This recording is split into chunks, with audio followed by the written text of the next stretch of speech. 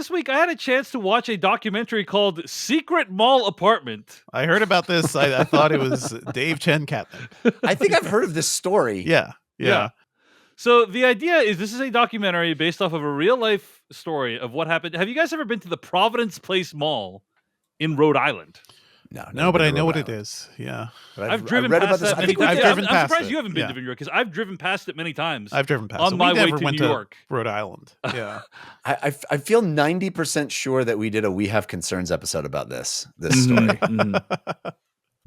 So I'm reading here from Wikipedia. Secret Mall Apartment is a 2024 documentary by Jeremy Workman that recounts the story of a group of young Rhode Islanders who built a secret apartment inside the Providence Place shopping mall in Providence in 2003, living there for 4 years until getting caught in 2007. End quote. So that's an amazing, audacious thing to do. They would like bring furniture in, right?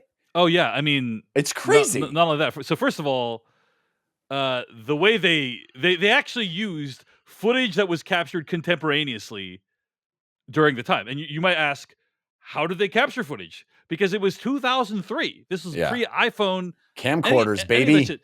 No, not even that, Jeff. Not even that. They used the Pentax Optio point-and-shoot camera. The Pentax Optio point-and-shoot camera, which is like, I don't know if you guys remember like the Canon Digital Elf camera. Like, it's kind of like that style, like where it's like a very, tiny handheld camera. And somehow they shot hours and hours and hours and hours. I don't know, like they must have kept offloading this shit onto floppy disk, like whatever. It was possible back then, but they kept like shooting all this. That so was past floppy disks. I know. Yeah, they had on zip drives, whatever they were using back then. And they were offloading this footage, and they still have it. And so it's like they're able to recreate many of the most notable moments from making the Secret Mall Apartment.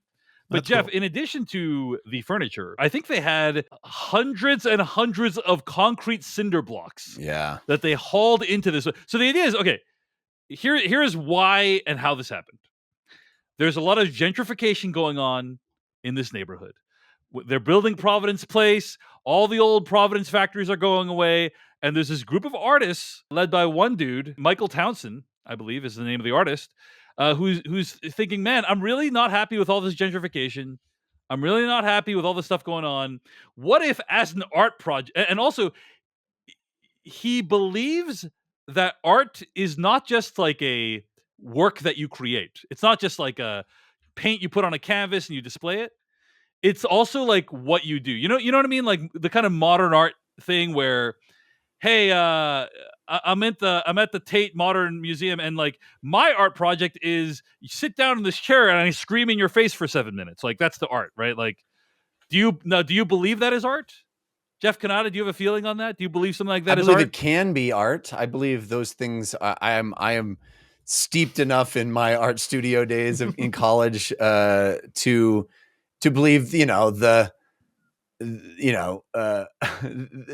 art world is a broad tapestry of ways to make you feel. The question, right, is it really art if no one can see it, right? Like, if it's not available to anyone, right? If it's not on display anywhere, can it still be art? I think there's a case to be made that you can live an artful life even if you don't have an audience. But yes, I don't know. We'll see. But anyway, like the argument that is being made, right, by this guy in this documentary is the act of building a secret mall apartment. Was art. Is it is a transgressive art form? It's a transgressive performance art of some kind. Yeah. And I gotta think, like, my initial David Chen reaction is to reject that. That sounds fairly silly and masturbatory to me. But then the more I think about it, the more I'm like, maybe it is art, right? Like the malls are building apartments now for people to live in them. That's right. These guys were just ahead of the curve. Absolutely. Yeah. Malls are not doing well today. And many of them are trying to convert into residential places. So anyway, okay. So the idea is that this guy, Michael Townsend, when the Providence Place Mall was being built, he saw that there was a little unused, like he's literally driving by it every day. And he saw that there's a little unused nook in the mall where they're putting all the construction materials and stuff. And he's like, I bet someone could live there. And so the mall is finished being built and he manages to like wiggle his way into this place. And then he and some people, they just start building it into an apartment. So they haul all these cinder blocks in there. They haul couches in there. Like they haul all kinds plumbing of shit. is the big thing. They haul, there's electricity. Yeah. There's all kinds of shit in there. Yeah, it's wild. And the documentary shows how they did a lot of it. It's incredible. They have footage of them hauling a couch into the space. Brazen. It's not some sort of Ocean's 11 style. They would just walk through the mall with the furniture. Well, what would happen was they would actually use there's an emergency exit. And so the idea is you'd press the button, or you'd press the entrance, and you know how it says, do not hit the exit, emergency alarm will sound. So they hit the emergency exit, and then literally just let the alarm go off for 10 minutes and haul the thing up, and then they leave. So basically it sounds an alarm, but it doesn't actually call the fire department or anything. So they would just like move stuff in the time that it would take for the emergency alarm to go off for like in 5-minute increments. Right. Yeah. And they were able to get by. On occasion, they were stopped by mall security.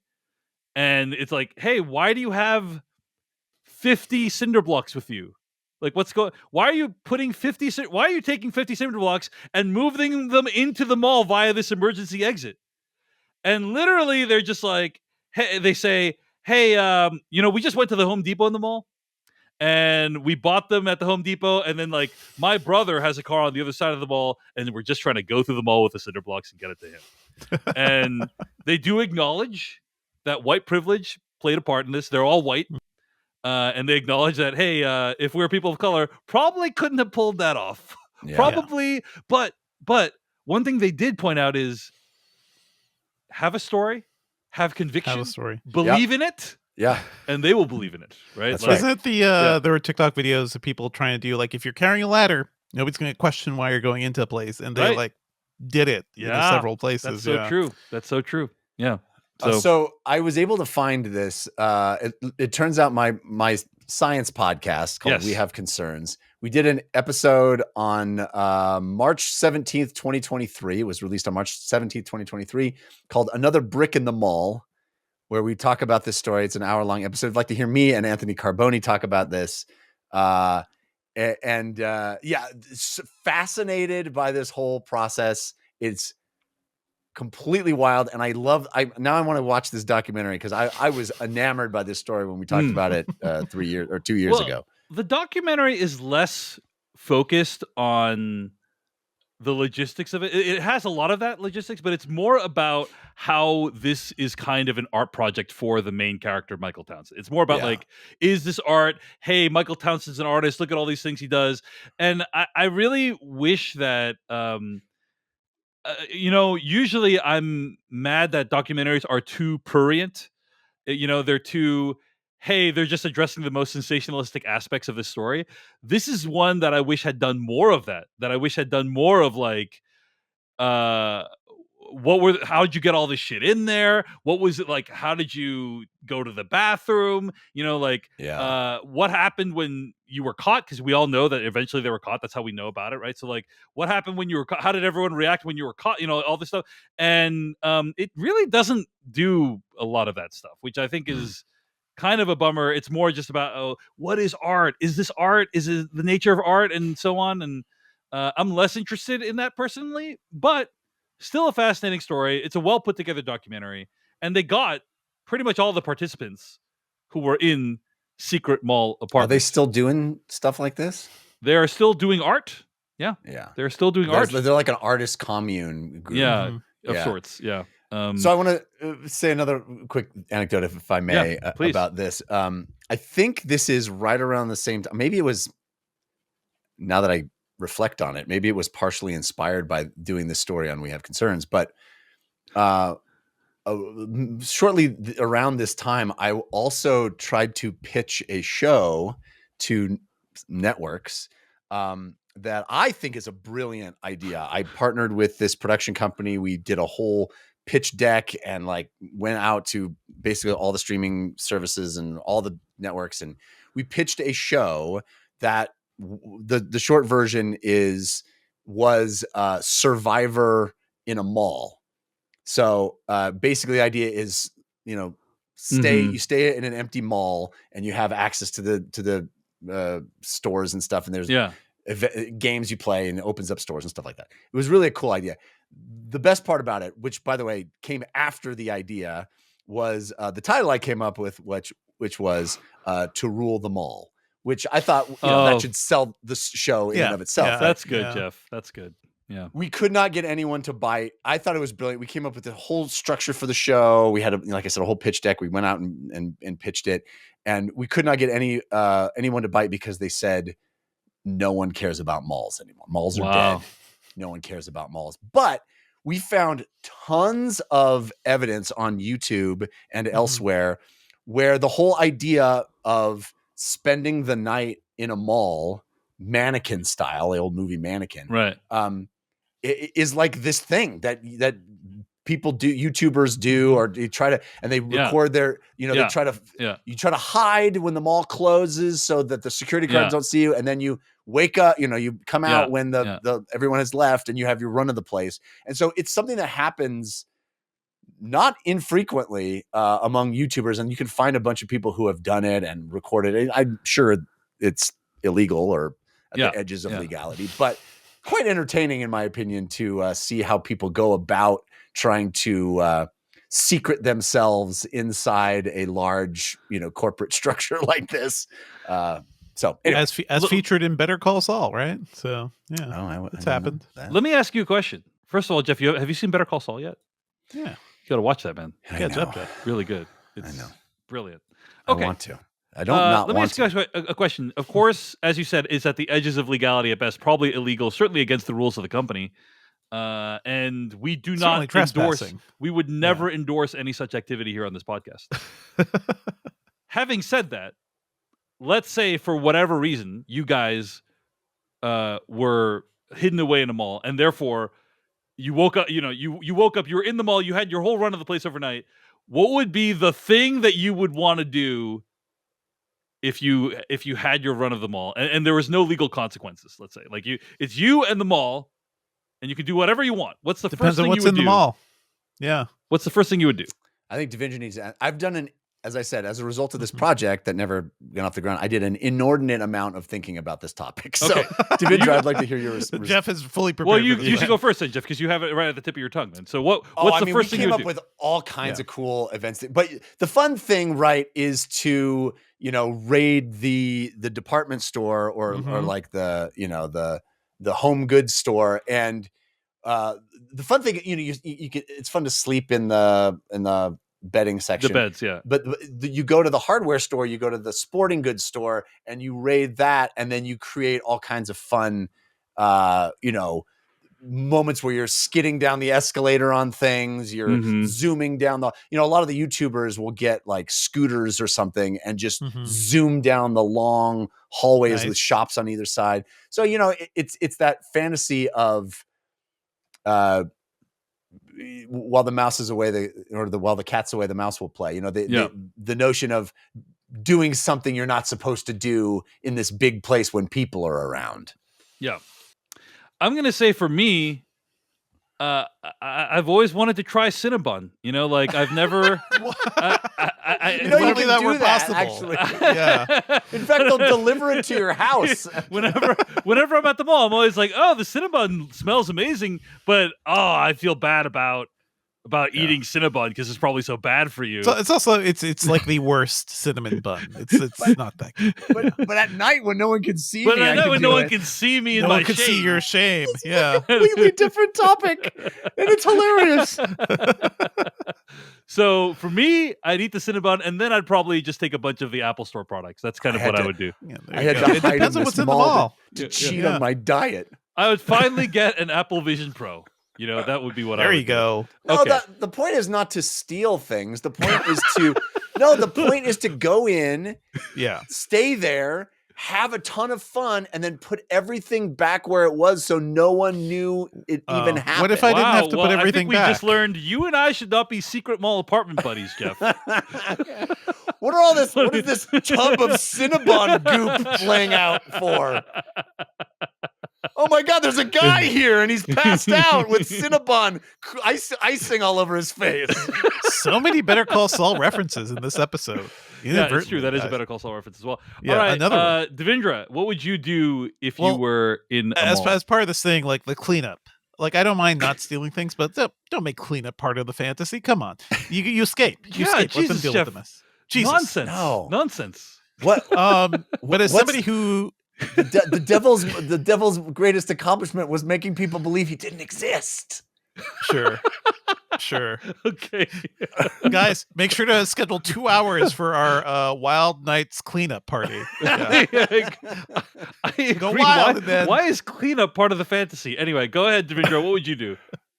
I'm somebody who grew up watching Nickelodeon. I was raised on Nickelodeon, a lot of the stuff.